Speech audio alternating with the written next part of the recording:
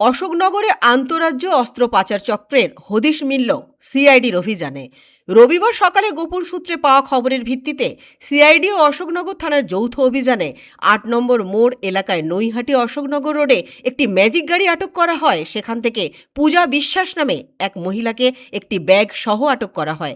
ব্যাগে তল্লাশি চালাতেই উদ্ধার হয় বিপুল পরিমাণ আগ্নেয়াস্ত্র ও কার্তুজ। প্রশাসন সূত্রে জানা গিয়েছে, ধৃত পূজা বিশ্বাসের বাড়ি হাবড়া পৌরসভার ১২ নম্বর ওয়ার্ডে। তদন্তকারীদের দাবি, বিহার থেকে অস্ত্র এনে হাবড়া এলাকায় বিক্রির উদ্দেশ্যেই তিনি নিয়ে আসছিলেন। ধৃতের কাছ থেকে উদ্ধার হয়েছে ৬টি পিস্তল, একাধিক ম্যাগাজিন এবং প্রায় ২০০ রাউন্ড তাজা কার্তুজ। এছাড়াও উদ্ধার করা হয়েছে ১২,০০০ টাকা নগদ এবং ২টি মোবাইল ফোন। তদন্তকারীদের প্রাথমিক অনুমান, এই ঘটনার সঙ্গে আন্তঃরাজ্য অস্ত্র পাচার চক্রের যোগ আছে। বিশেষ করে বিহারের মুঙ্গের জেলার সঙ্গে এই অস্ত্র পাচারের সম্ভাব্য সংযোগ খতিয়ে দেখা হচ্ছে। ধৃতের কাছ থেকে উদ্ধার হয় একটি ট্রেনের টিকিটও। তা দেখেই সিআইডি মনে করে এই মহিলার সঙ্গে বিহারেরও যোগ আছে। সিআইডি সূত্রে খবর, ওই বিপুল পরিমাণ অস্ত্র কার কাছে পৌঁছানোর কথা ছিল, কারা এর ক্রেতা এবং এই চক্রের সঙ্গে আর কারা জড়িত তা জানতে ধৃতকে জিজ্ঞাসাবাদ করা হবে।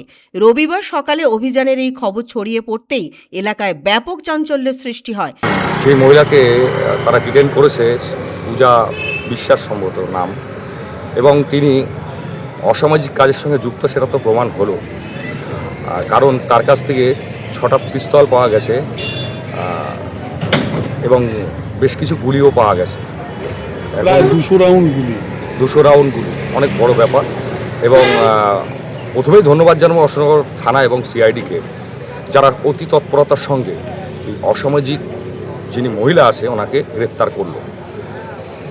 একটা কথা মাথায় রাখতে হবে, যে সরকার এখন বর্তমানে আছে সেটা জনগণের সরকার, এবং এই সরকার কিন্তু কোনো রকম বেআইনি অসামাজিক কাজকর্ম হতে দেবে না।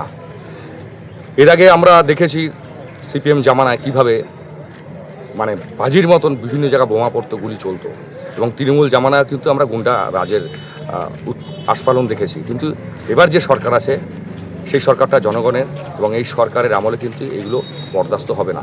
এ তো সামান্য দেখলেন, এরপরে আরও কিছু অস্ত্র এগুলো আমরা কিন্তু দেখতে পাবো, কারণ বিভিন্ন জায়গায় কিন্তু তাদের তৎপরতার সঙ্গে কিন্তু সার্চিং চলছে থানা এবং সিআইডির মাধ্যমে।